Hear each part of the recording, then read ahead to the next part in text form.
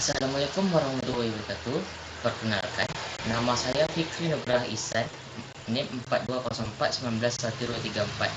Saya di kelas D4 PJJ 5A. Di sini saya akan menjelaskan tentang apa yang dimaksud dengan struktur jembatan.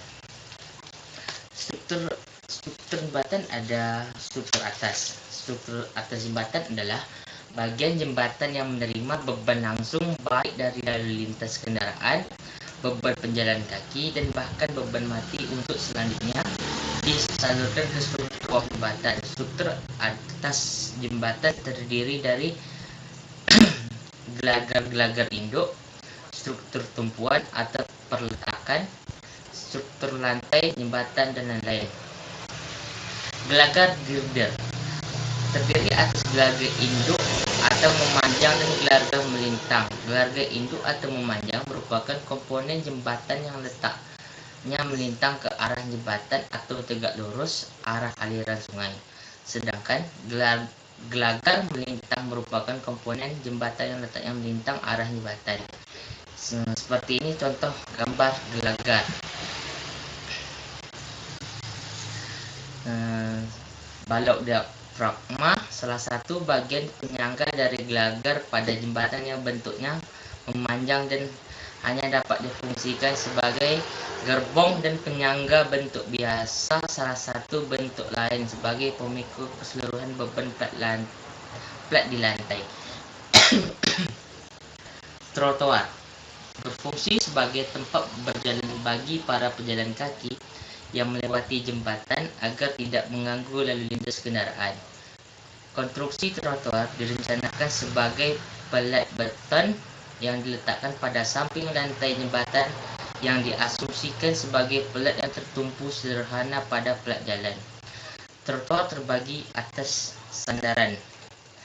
Sandaran handrail biasanya dari pipa besi, kayu, dan beton bertulang. Tiang sandaran rail post biasanya dibuat dari beton bertulang untuk jembatan girder beton. Sedangkan untuk jembatan rangka, tiang sandaran menyatu dengan struktur rangka tersebut. Dengan struktur rangka tersebut, peninggian trotoar atau slab lantai trotoar. Struktur bawah. Bagian bawah jembatan hanya ada abutmen terletak pada kedua ujung pilar jembatan. Bagian ini berguna untuk menahan seluruh beban hidup, angin, hujan, kendaraan, dan sebagainya, dan beban mati, beban gelagar, trotoar, balok, dan lain-lain pada jembatan. Abutmen terdiri dari beberapa bagian, yaitu dinding belakang, back wall, dinding penahan, axwell, dinding sayap, wing wall, plat ijab, approach slab, konsol pendek untuk decking, corbel, tumpuan bearing, pilar jembatan, pondasi inti yang berada di bagian tengah jembatan, fungsi sebagai penahan jembatan yang menyerahkan beban ke tanah. Dan terakhir adalah pier hand. Jenis-jenis jembatan. Di sini saya akan sebutkan jenis-jenis jembatan. Jembatan lengkung. Lengkung adalah bentuk struktur non-linear yang mempunyai kemampuan sangat tinggi terhadap respon momen lengkung. Yang membedakan bentuk lengkung dengan bentuk-bentuk lainnya adalah bahwa kedua pada perletakan tidak diizinkan adanya pergerakan ke arah horizontal. Bentuk jembatan lengkung hanya bisa dipakai apabila tanah pendukung kuat dan stabil. Jembatan tipe lengkung lebih efisien digunakan untuk jembatan dengan panjang meter 100 atau 300 meter. Jembatan gelagar. Jembatan bentuk gelagar terdiri lebih dari satu gelagar tunggal terbuat dari beton, baja, atau beton prategang. Jembatan jenis ini dirangkai dengan menggunakan diafragma dan umumnya menyatu secara kaku dengan plat yang merupakan lantai lintas. Jembatan ini digunakan untuk variasi panjang bentang 5-40 meter. Jembatan kabel stainless menggunakan kabel sebagai elemen pemikul lalu lintas. Pada kabel stainless, kabel langsung ditumpuk oleh tower. Jembatan kabel merupakan gelagar menerus dengan tower satu atau lebih yang terpasang di atas pilar-pilar jembatan di tengah bentang. Jembatan kabel memiliki titik pusat massa yang relatif rendah. Posisinya sehingga jembatan tipe ini sangat baik digunakan pada daerah dengan risiko gempa dan digunakan untuk variasi panjang bentang 100-600 meter. Ini adalah contoh jembatan kabel. Jembatan gantung. Sistem struktur dasar jembatan gantung berupa kabel utama, main cable, yang memikul kabel gantung, suspension bridge, lalu lintas, memikul kabel gantung, suspension bridge, lantai lalu lintas. Jembatan biasanya tidak berhubungan langsung dengan pilar, karena prinsip pemikul gelagar terletak pada kabel. Apabila terjadi beban angin dengan intensitas tinggi, jembatan dapat ditutup dan arus lalu lintas dihentikan. Hal ini untuk mencegah sulitnya mengemudi kendaraan dalam goyangan yang tinggi. Pemasangan gelagar jembatan gantung dilaksanakan setelah sistem kabel terpasang, dan kabel sekaligus merupakan bagian dari struktur launching jembatan. Jembatan ini umumnya digunakan untuk panjang bentang sampai 1400 meter. Jembatan beton prategang. Jembatan beton prategang merupakan suatu pengembangan akhir dari bahan beton.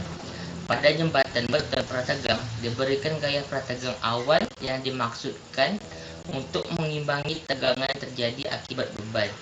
Jembatan beton prategang dapat dilaksanakan dengan dua sistem, yaitu post tensioning dan pre-tensioning. Pada sistem post tensioning, tendon prategang ditempatkan di dalam ducts setelah beton mengeras, dan transfer gaya prategang dari tendon pada beton dilakukan dengan panjangkaran di ujung gelagar. Pada pre-tensioning, beton dituangkan mengelilingi tendon prategang yang sudah ditegangkan terlebih dahulu, dan transfer gaya prategang terlaksana karena adanya ikatan antara beton dengan tendon. Jembatan beton prategang sangat efisien karena analisa penampang berdasarkan penampang utuh. Jembatan jenis ini digunakan untuk variasi bentang jembatan 20-40 meter. Jembatan rangka atau truss bridge. Jembatan rangka umumnya terbuat dari baja dengan berbentuk dasar berupa segitiga elemen. Rangka dianggap bersendi pada kedua ujungnya, sehingga setiap batang hanya menerima gaya aksial, tekan atau tarik. Jembatan rangka merupakan salah satu jembatan tertua dan dapat dibuat dalam beragam variasi bentuk. Sebagai gelagar sederhana, lengkung atau cantilever, jembatan ini digunakan untuk variasi panjang bentang 50-100 meter. Inilah contoh jembatan rangka. Jembatan box girder umumnya terbuat dari baja atau beton konvensional maupun prategang. Box girder utama digunakan sebagai gelagar jembatan dan dapat dikombinasikan dengan sistem jembatan gantung, kabel stainless maupun bentuk pelengkung. Manfaat utama dari box girder adalah momen inersia yang tinggi dalam kombinasi dengan berat sendiri yang relatif ringan karena adanya rongga di tengah penampang. Box girder dapat diproduksi dalam berbagai bentuk, tetapi bentuk trapesium adalah yang paling banyak digunakan. Rongga di tengah box memungkinkan pemasangan tendon prategang di luar penampang beton. Jenis gelagar ini biasanya dipakai sebagai bagian dari gelagar segmental yang kemudian disatukan dengan sistem prategang post tensioning. Analisa full tracing suatu desain di mana pada penampang tidak diperkenankan adanya gaya tarik.